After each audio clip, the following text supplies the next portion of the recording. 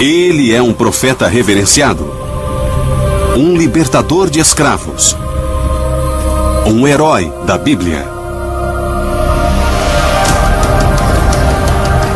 Ele é o pai dos israelitas, Moisés. O destino de Moisés: conduzir seu povo para a terra prometida de Canaã pelos meios que fossem necessários.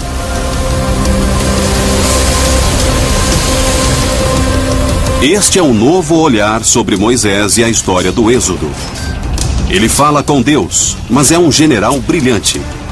E não conduz apenas escravos. Ele comandou um exército de guerreiros mercenários. Durante os 40 anos da marcha dos israelitas no deserto, Moisés e seu exército travaram batalhas de proporções bíblicas, derrotaram um dos exércitos mais cruéis do mundo antigo. Moisés é um mestre da tática. Moisés é um comandante incansável. Moisés está no caminho da guerra para a terra prometida.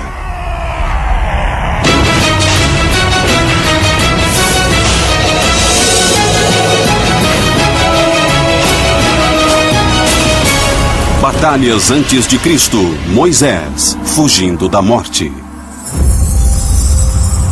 Século 14 a.C. Sob um sol escaldante, os escravos israelitas construíram o Egito tijolo por tijolo. Se eles errassem, sofreriam as consequências.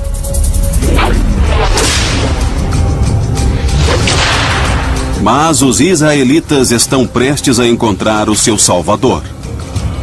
Seu nome é Moisés, e a história começa com assassinato. Êxodo capítulo 2, versículo 11. Quando Moisés já era adulto, ele saiu para ter com seus irmãos e testemunhar suas cargas. Ele viu um egípcio batendo em um hebreu, um de seus irmãos.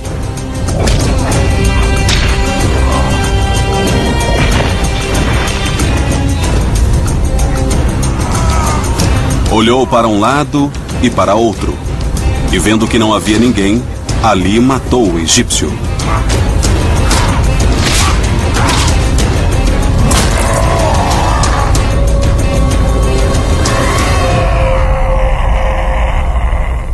Moisés é significativo não só como grande líder político dos israelitas, mas ele realmente é o primeiro grande general dos israelitas. Uma boa leitura do livro da Bíblia Êxodo revela uma mente militar de primeiro grau, um comandante que sabia como organizar as tropas de modo estratégico e tático, e um homem que praticava a ilusão de ótica no sentido militar de forma tão grandiosa como qualquer outro general da história. Depois de Moisés assassinar o egípcio e enterrá-lo na areia, ele vai para o Egito, fugindo pelo deserto do Sinai. Este é um momento decisivo na vida de Moisés, de acordo com a Bíblia. Ele selou o seu destino no Egito e está prestes a iniciar um caminho que iria levá-lo a ter um grande confronto com o faraó, resultando no êxodo do Egito. Após viver vários anos no deserto, Deus colocou Moisés no caminho do derramamento de sangue da brutalidade. Deus aparece na sarça ardente e ordena que Moisés volte para o Egito e liberte da servidão os milhares de israelitas. E ele fez exatamente isso. Ele foi ao faraó e disse: "Deixe meu povo partir." Faraó não permitiu. Então Moisés lançou a fúria de Deus em 10 pragas devastadoras. A chuva cairá do céu e a água se transformará em sangue. E o anjo da morte matará todas as crianças do Egito que forem primogênitos. É como um filme de terror apocalíptico e Moisés, agindo segundo as palavras de Deus, está comandando o espetáculo. Finalmente, Faraó admite que ele foi derrotado e liberta os israelitas. Agora você vai achar que é o fim da história, créditos rolando, mas de repente Faraó muda de ideia e ordena que o exército vá atrás deles e os detenha.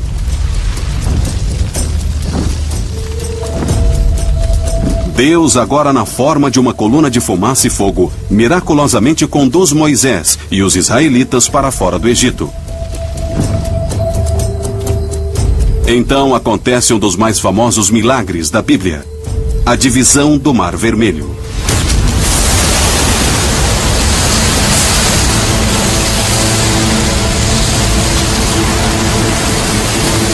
É assim que a Bíblia explica a fuga dos israelitas do Egito. Eles seguiram para Canaã, onde eles reclamariam a terra como dádiva de Deus. Mas esta é apenas uma versão da história do Êxodo. É uma grande história e é a base em que se fundamenta a religião cristã. Deus liberta os israelitas da servidão e os conduz à terra prometida. Tem toda a história da Páscoa e tudo mais.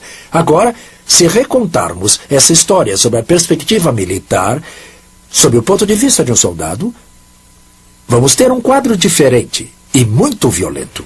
A questão real para tentarmos entender isso, recontando o Êxodo, é quem eram os israelitas, o que eles faziam no Egito, por que o faraó não queria que eles partissem? De acordo com a Bíblia, os israelitas originalmente deixaram as terras de Canaã e foram para o Egito 2 séculos antes da época de Moisés, por volta do século 14 a.C. Eles se estabeleceram em uma terra chamada Goshen, uma área fértil e próspera perto da fronteira. E a Bíblia nos conta que eles viveram lá pacificamente, coexistindo com os egípcios durante 200 anos. Mas existe quem acredite que os israelitas mais do que conviviam com os egípcios. Existe a teoria de que os israelitas eram, na verdade, uma grande força militar de defesa do Egito. Esta teoria vem da leitura do Êxodo como uma campanha militar. Alguns acreditam que os israelitas podem ser do povo Hábiro, um grupo de mercadores, trabalhadores de construção, fazendeiros e guerreiros cruéis.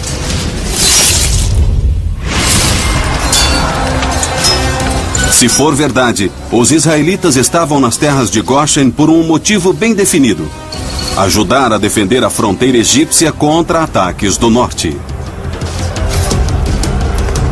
Então, o exército mercenário de Hábiro pode ser colocado no Egito como tropa auxiliar, colocada na zona suscetível à invasão, para agir como força militar e tropa de defesa no caso de haver uma invasão de Canaã.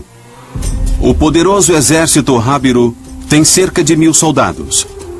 Logo, um novo faraó, Sete I, sobe ao poder e vê essa força de defesa como uma ameaça. Êxodo capítulo 1. E ele disse ao seu povo: Veja, o povo de Israel é mais numeroso do que nós. Usemos de astúcia para com ele para que não se multiplique. Senão, no evento de uma guerra, eles podem se unir aos nossos inimigos e lutar contra nós e se retirar da terra. O faraó Sete deflagrou várias guerras para reafirmar a autoridade egípcia sobre a Síria e Canaã. Agora, quando ele olha para a rota de Canaã para o Egito, só o que ele vê são assentamentos israelitas. Os israelitas estavam vivendo na fronteira 200 anos. E Sete sabia que originalmente eles tinham vindo de Canaã. Com a diminuição do contingente militar do Egito nas terras de Canaã, o faraó Sete temia que os israelitas em Goshen se unissem ao povo de Canaã para lutar contra o Egito. Agora, ele não os expulsou. Ele os colocou para trabalhar arduamente. Esta é a parte da história do Êxodo onde muitos acreditam que os egípcios escravizaram os israelitas. Mas isso historicamente pode ser incorreto. Na tradução cristã da Bíblia hebraica, o texto nos diz que os israelitas foram mudados e colocados como escravos no campo, fazendo tijolos para as cidades do faraó. Mas a Bíblia hebraica não fala nada sobre isso. A Bíblia hebraica não menciona a palavra escravidão. Em vez disso, diz que os israelitas foram colocados para trabalhar e usa o termo hebreu avadim. Avadim significa trabalhador, ou operário de construção, ou no sentido tático é o que chamamos de trabalho não remunerado. Os trabalhadores eram recrutados para construir projetos públicos como muros da cidade ou fortificações. Eles podiam ter sido forçados a trabalhar, mas algumas pessoas acreditam que eles não eram escravos. Vocês podem imaginar, se os israelitas eram tidos essencialmente como a primeira linha de defesa egípcia, e de repente são transformados em trabalhadores comuns, isso pode não ter terminado bem. Então, após vários anos dessa situação, eles decidiram que era hora de partir. Mas quando eles partiram, eles não seriam apenas um pequeno grupo de escravos. Se a teoria do povo hebreu for correta, essas pessoas eram lutadores habilidosos que tinham vasto conhecimento militar, podendo causar grandes danos. Agora, os historiadores discordam. Provavelmente, o faraó, na época em que Moisés chega e diz: "Deixa o meu povo ir", é Ramsés II. E após as pragas toda e a saga, Ramsés, enfim, cede ao pedido de Moisés. Então, 25 mil israelitas ou mais são divididos em 12 tribos, as famosas 12 tribos de Israel, e deixam o Egito. O grande êxodo do Egito começa. Mas logo, misteriosamente, o faraó muda de ideia e manda seu exército ir atrás dos israelitas. E a Bíblia nos dá uma pista de por que ele fez isso. Êxodo capítulo 12. E os israelitas seguiram a palavra de Moisés e pediram emprestado aos egípcios objetos de prata e ouro e roupas.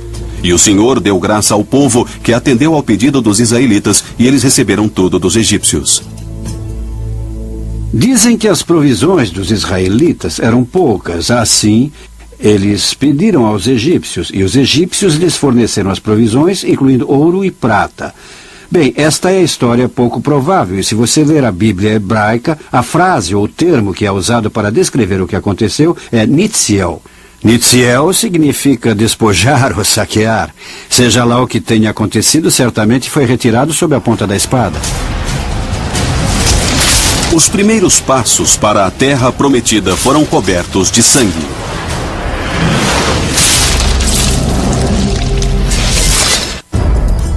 O grande êxodo do povo de Israel do Egito tinha começado. E não foi uma saída pacífica.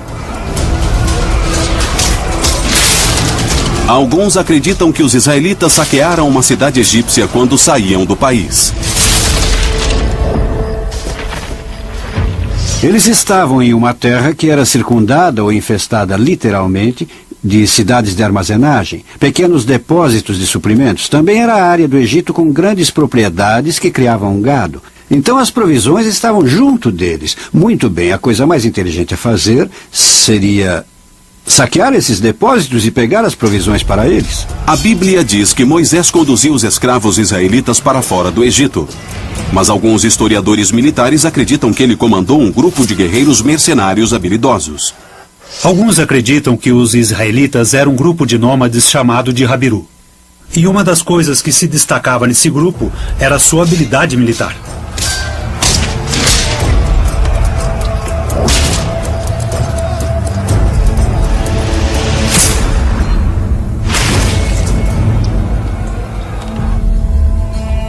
Faraó, que tinha deixado Moisés e os egípcios partirem do Egito, agora ordenava que seu exército fosse atrás deles e acabasse com eles. A Bíblia diz que os israelitas deixam o Egito com coragem e desafiadores. Bem, certamente um modo de mostrar desafio é pegar o que você precisa a caminho da saída. Mas há mais provas na Bíblia que apontam para um grupo de israelitas mais específico. Diz que eles levavam armas até. Êxodo, versículo de 13 a 17. O povo de Israel estava armado quando deixou a terra do Egito. Se você ler o texto hebreu da Bíblia, verá que ele diz que, de fato, os israelitas estavam armados até os dentes. Seu arsenal incluía lanças curtas com uns 2 metros de comprimento, com ponta afiada feita em bronze.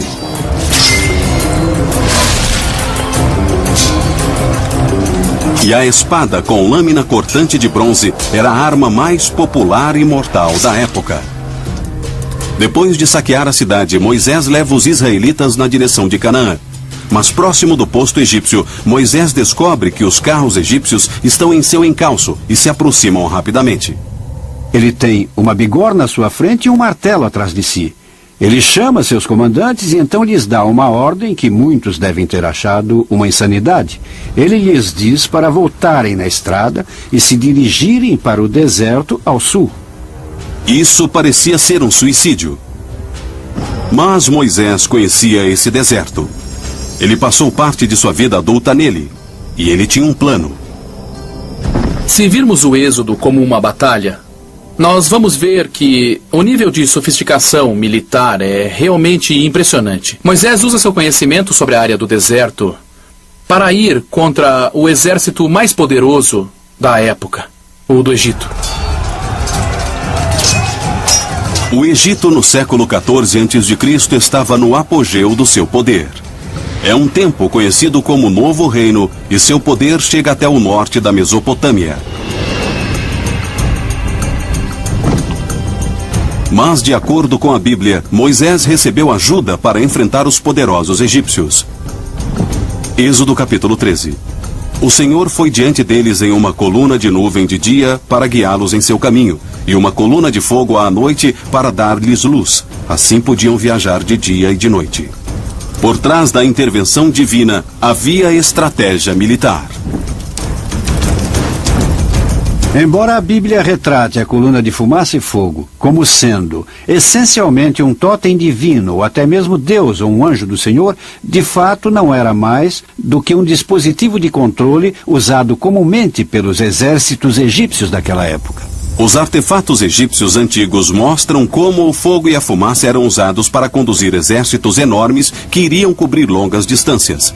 Na frente da coluna, soldados carregavam longos bastões com recipiente no topo para brasas ou fogo. Em um mundo antes dos óculos para visão noturna, GPS e rádios, tinha que se ter um meio de manter a tropa unida no escuro. Os egípcios tinham fogo.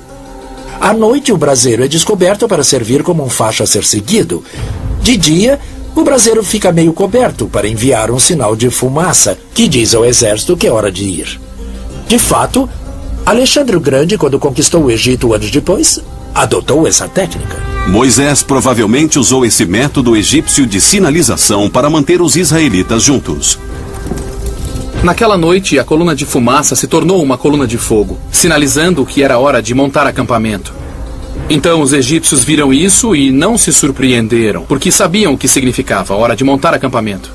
Eles acamparam a cerca de 200 metros porque era de noite e eles não queriam lutar à noite.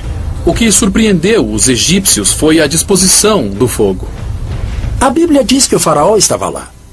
Não temos certeza se sim ou não, mas vamos seguir o que diz a Bíblia. Ele vê isso e provavelmente não se espanta. Os israelitas estão acampando. Mas o fogo está mais perto dele do que está do acampamento israelita. Se o fogo está na extremidade da coluna que marcha, então os israelitas deviam estar entre o faraó e o fogo. Mas não estavam, e estavam mais perto dele. Parecia que os israelitas estavam indo na direção errada, voltando para o Egito. Com o Mar Vermelho atrás deles, eles estavam presos. Êxodo capítulo 14. Faraó irá dizer dos israelitas: eles estão confinados na terra, o deserto os encerrou. Sob a perspectiva dos egípcios, os israelitas estão perdidos. Estão indo mais para dentro do Egito do que deveriam. Assim, eles não vão escapar. Que bando de gente idiota os egípcios devem ter pensado. Eles não contavam com a mente tática brilhante que Moisés tinha e queria enganá-los de várias maneiras diferentes. Moisés estava prestes a fazer um truque de mágica. Iria fazer 25 mil israelitas desaparecerem bem diante dos olhos dos egípcios. A estratégia começa com a colocação da coluna de fogo. Os israelitas não estavam indo na direção errada. Moisés tinha virado seu pessoal e o fogo agora estava no fim da coluna. O objetivo era enganar e cegar os egípcios. Os soldados modernos aprendem o que chamamos de disciplina noturna. Quando você está se movendo à noite, você precisa evitar olhar para uma luz brilhante, porque isso tem a ver com os cones e bastonetes, o modo como seu olho funciona. Mas se você olhar para uma luz brilhante à noite, pode levar de 30 minutos a 1 hora para você enxergar novamente com clareza.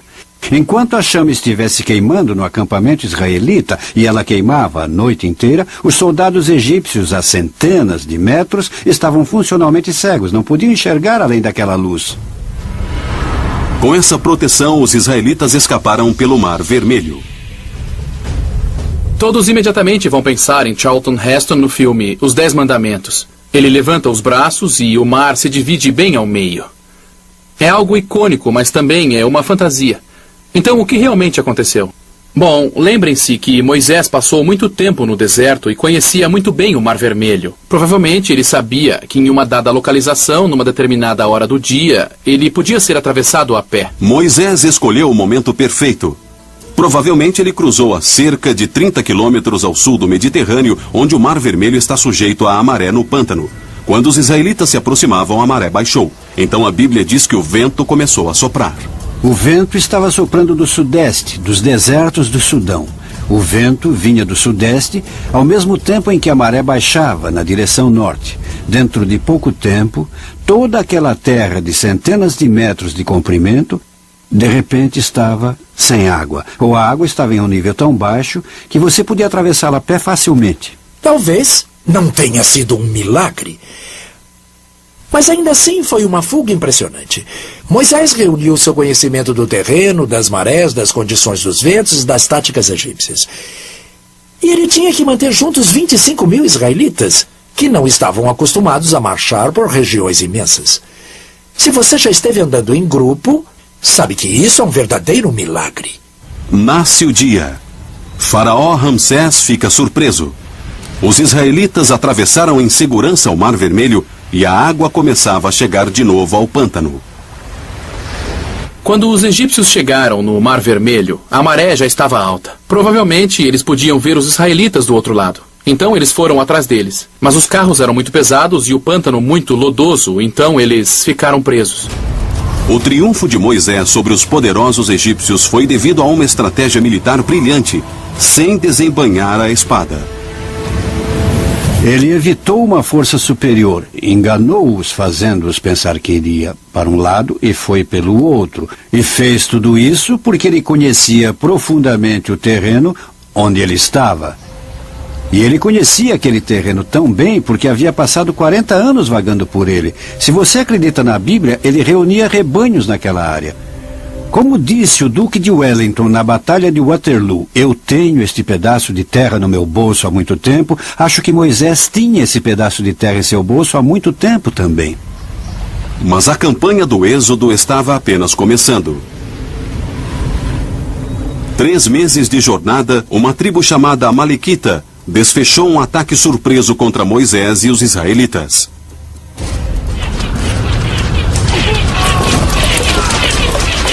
Os amalequitas eram uma tribo hostil que percorriam a península do Sinai e o sul de Canaã.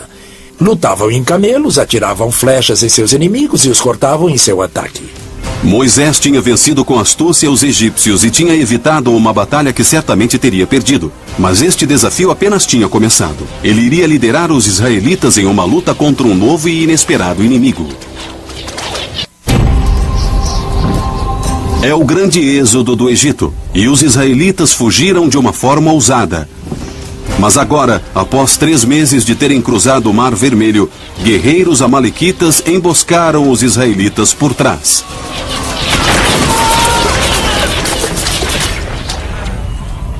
Moisés fez uma coisa interessante.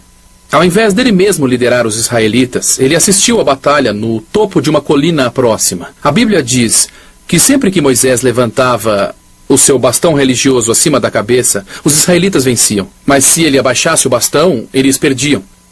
Nós não sabemos se isso era alguma forma de sinal ou uma fonte de inspiração para os homens, ou talvez algo que fizesse os amalequitas pensarem que ele tinha forças escondidas na colina. Mas com certeza Moisés dirigiu a batalha de algum modo. Com Moisés na colina, o controle do exército estava nas mãos de outro grande herói israelita da Bíblia, Josué. Os israelitas prepararam suas flechas em um ângulo de 45 graus para se defenderem dos camelos que vinham junto com os amalequitas. Isso para de imediato o ataque feroz. E a luta é travada corpo a corpo, um banho de sangue. Os amalequitas fazem um ataque feroz. Entretanto, da colina, Moisés inspira Josué e os israelitas a lutarem contra os amalequitas. Apesar de estarem exaustos pela jornada, os soldados israelitas lutam bravamente e derrotam os amalequitas. Foi uma tremenda vitória. Mas Moisés sabe que terá obstáculos maiores à frente. Moisés é realista. Claro, seu pessoal acabara de vencer a guerra com os amalequitas. Mas se ele tivesse que invadir Canaã, e se fizesse isso com 1000 homens, iria ter problemas. Então, ao invés de ir para a terra prometida, ele conduz seu povo para o sul, na direção do Monte Sinai. Moisés sabe que ele precisa de um exército maior, mais sofisticado e mais bem treinado. Mas mais soldados significa que eles vão precisar ter mais armas. Por que Moisés foi para o Monte Sinai? Nós não temos a resposta, porque os textos não dizem nada. Mas nós sabemos que um grupo de cananeus chamado Quenitas vivia perto de lá.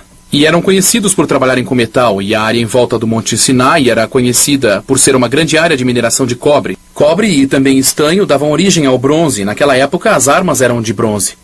Fundindo o bronze em dado momento do processo, o cobre emite uma linda chama verde. Eu posso imaginar os israelitas marchando para este Tolkien como uma cena da Terra-média, onde essa chama verde estranha estava iluminando o Monte Sinai. Muitos israelitas estavam zangados por causa do desvio. Os israelitas reclamavam amargamente sobre suas condições no deserto a caminho do Monte Sinai. Eles estavam com fome, com sede e também exaustos. Nós temos que lembrar que havia mulheres e crianças na jornada. Como elas iam comer? O que elas iam comer? Então, para tirá-los do Egito, Moisés prometeu aos israelitas uma terra com leite e mel em Canaã. Mas eles receberam areia, pântanos, ataques e montanhas assustadoras. Os israelitas estavam no limiar de uma rebelião contra Moisés e sua liderança.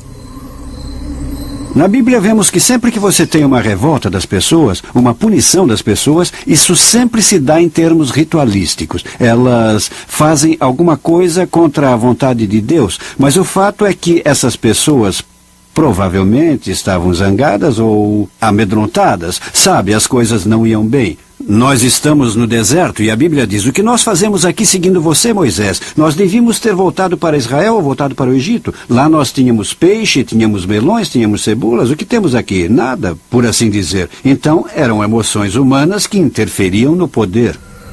Enquanto os israelitas estão furiosos, Moisés sobe o Monte Sinai. Lá, ele recebe os 10 mandamentos de Deus. Mas ele pode ter ido até lá para decidir seu próximo movimento. Como ele podia controlar seus seguidores, em quem confiar?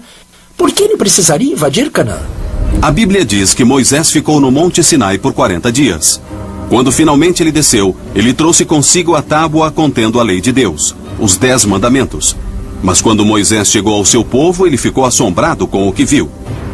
Ele viu que o povo tinha um ídolo em terracota ou argila coberto com ouro e eles estavam adorando a um bezerro de ouro. Ficou furioso. Enfurecido por seus seguidores estarem adorando ídolos, Moisés destruiu a tábua dos mandamentos. Então ele reuniu os homens da tribo de levitas.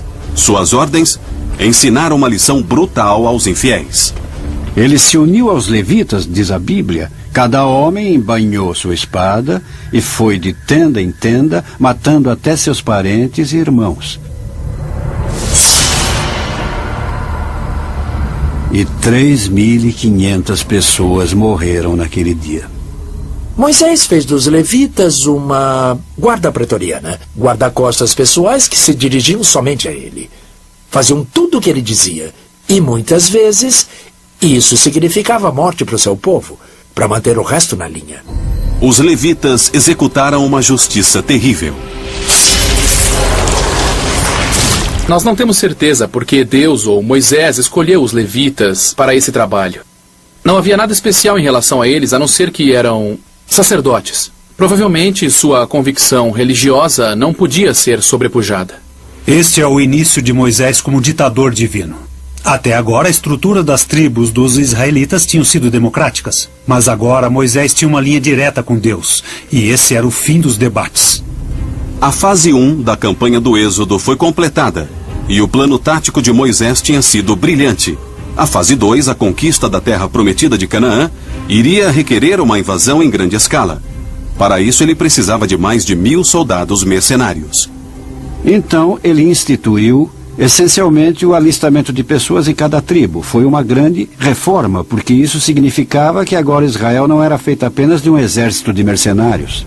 Usando dados de população, os historiadores acreditam que o alistamento aumentou o exército de 1.000 para 5.000 guerreiros. Grupos de reconhecimento iam na frente para observar o inimigo.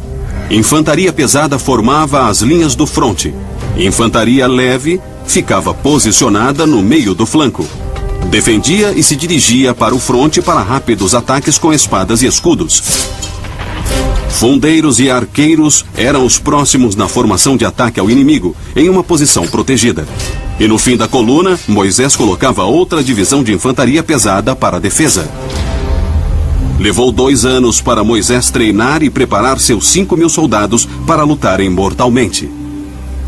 Exceto pelos carros que os israelitas não tinham, Moisés conseguiu criar um espelho do exército egípcio. Ele sabia como os ataques do exército egípcio eram efetivos e coordenados, e ele queria ter a mesma capacidade com seu exército quando ele invadisse Canaã.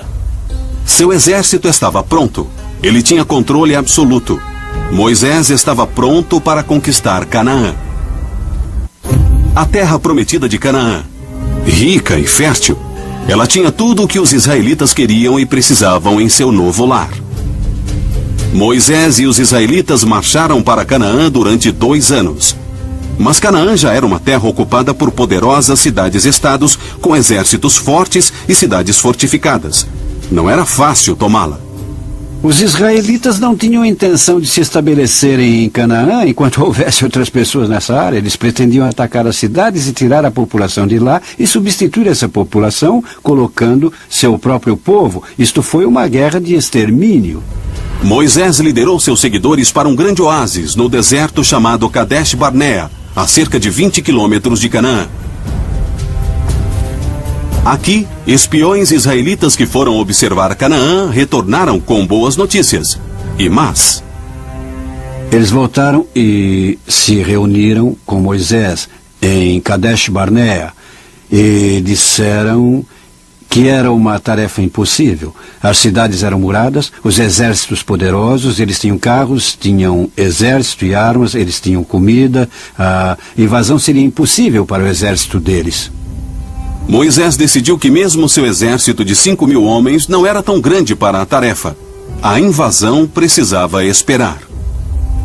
Então a Bíblia nos diz que eles ficaram em Kadesh Barnea por 2 gerações, o que pode ser traduzido como um período de 40 anos. E nesse período, claro, estima-se que aproximadamente umas 25.000 pessoas, ou até mais, da nação israelita, se revitalizaram pela taxa natural de nascimentos, de modo que após essas 2 gerações, você estaria diante de uma comunidade de 35.000 pessoas, provavelmente, que agora iria permitir que você, com base no alistamento, convocasse todos os homens adultos com idade entre 20 e 35 anos para formar um exército de 8 ou 9 mil homens.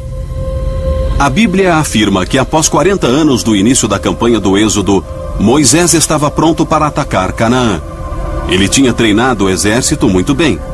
Eles eram uma força de luta poderosa, mas Moisés queria lutar em seus termos, usando táticas e estratégias que tinha aprendido no Egito e tinha treinado por mais de 40 anos.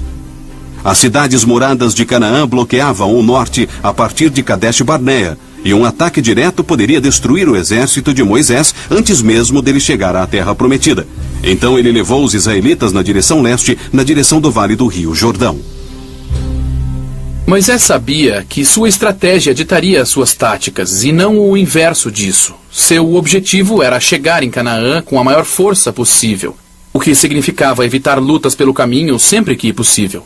Para Moisés, o caminho de Canaã com menor resistência era através do vale do rio Jordão, mas havia ainda um problema. Uma poderosa tribo estava no caminho de Moisés e dos israelitas, os amonitas. Não se tinha como escapar. Moisés tinha o Mar Morto de um lado e o deserto do outro.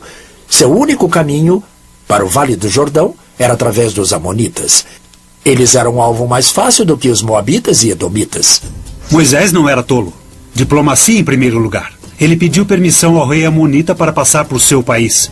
O rei amonita disse, é impossível. Moisés calmamente se virou e foi embora. A batalha ia começar. Mais uma vez, Moisés se voltou a Josué para comandar o exército no campo de batalha. Os israelitas se alinhavam para enfrentar os amonitas em campo aberto. Moisés observava como os 2 exércitos se enfrentavam. O exército de Moisés foi treinado durante anos. Agora, finalmente, eles entravam em ação.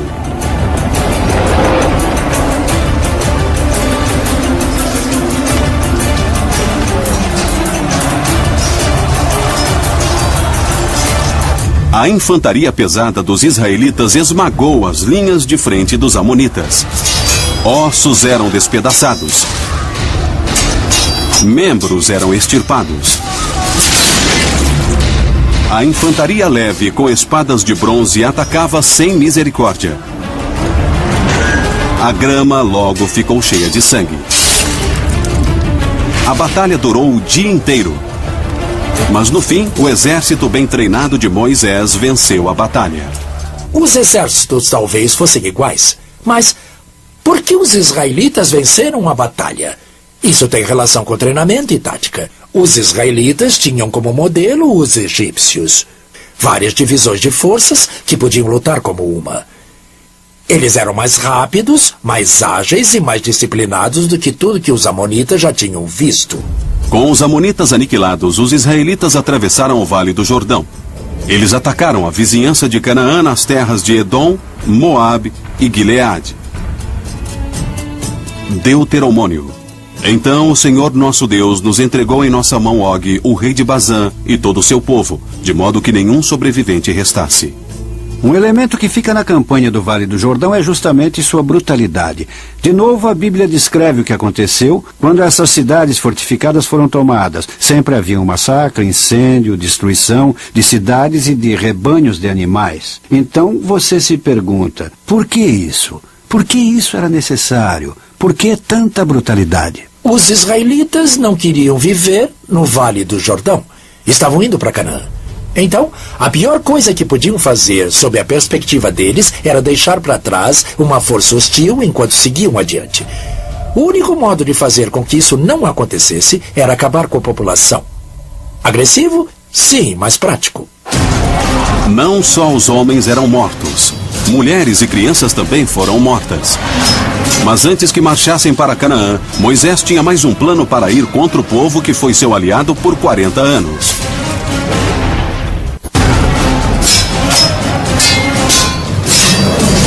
O exército de Moisés, cerca de 8 a 10 mil guerreiros desumanos, tinha provocado a destruição no Vale do Jordão.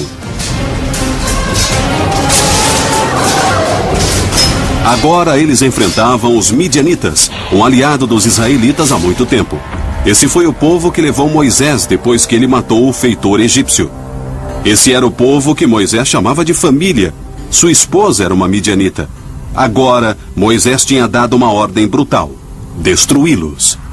Alguns homens israelitas estavam dormindo com mulheres midianitas. Isso provavelmente não era um problema sob a perspectiva dos Yahvé, mas agora eles estavam adorando os deuses medianitas, e eles viraram as costas para os Yahvé. Então os Yahvé mandaram matar as crianças de Midian e colocaram Moisés no comando da operação.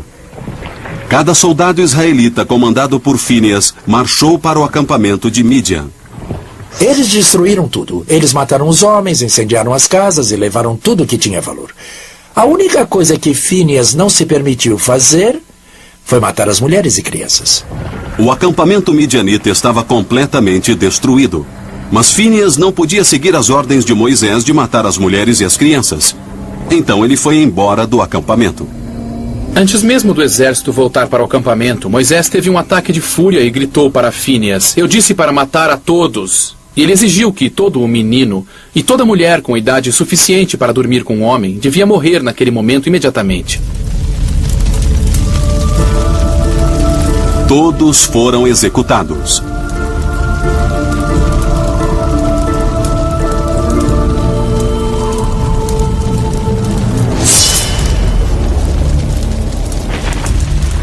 Este foi todo o prelúdio da invasão de Canaã. E Canaã seria mais dura de se subjugar do que as sociedades tribais do Vale do Jordão. É melhor, com certeza, treinar o exército para o horror que irá encarar no futuro.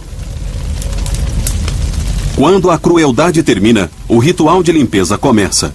A Bíblia diz que todo soldado israelita que tinha derramado sangue na batalha precisava se afastar do acampamento por 7 dias. Provavelmente isso não significava apenas limpeza física. Eles também precisavam usar esse tempo para limpar sua culpa. O terror que eles tinham causado a outras pessoas tinha deixado uma cicatriz psicológica profunda. E eles viriam a sofrer o que hoje nós chamamos de estresse pós-traumático. É intrigante levantar a questão sobre o efeito disso tudo, como esse derramamento de sangue iria afetar a estabilidade moral e psicológica, a estabilidade dos soldados israelitas. Muitas pessoas acreditam que Moisés usou métodos brutais em sua longa campanha para levar os israelitas a invadir Canaã. Mas era uma invasão da qual Moisés não iria participar. Deuteronômio. Naquele dia o Senhor falou para Moisés: "Vá para o monte Nebo de Abarim, que está na terra de Moabe, de frente para Jericó, e veja a terra de Canaã, que estou dando aos israelitas. Você pode morrer na montanha que você está prestes a subir. A Bíblia nos diz que Deus deixou Moisés ver Canaã do topo do Monte Nebo, mas não o deixou entrar. Por quê? Após tudo que Moisés tinha feito a serviço de Deus, parecia ser uma injustiça cósmica que lhe fosse negada a terra prometida. A única explicação que a Bíblia nos dá é que uma vez Moisés mostrou a falta de fé e bateu seu bastão em uma rocha em sinal de frustração. E isso faz você pensar, uau, no Velho Testamento Deus é rígido, mas não tanto assim. Então, temos que imaginar o que estava acontecendo ali. Alguns historiadores acreditam que não havia outro motivo para Moisés não colocar os pés na terra prometida. Houve muito sofrimento e muitas decisões erradas nessa imensa jornada. O extermínio das pessoas, como os midianitas e os ataques, e ainda mais os ataques ao povo israelita, comandados por Moisés e sua guarda pretoriana dos levitas, levantou especulações sobre o verdadeiro motivo de Moisés nunca ter chegado à terra prometida. É que ele foi morto por seu próprio povo, que já tinha aguentado demais e se insurgiu contra ele e o matou. Quanto à teoria de assassinato, a Bíblia não diz nada.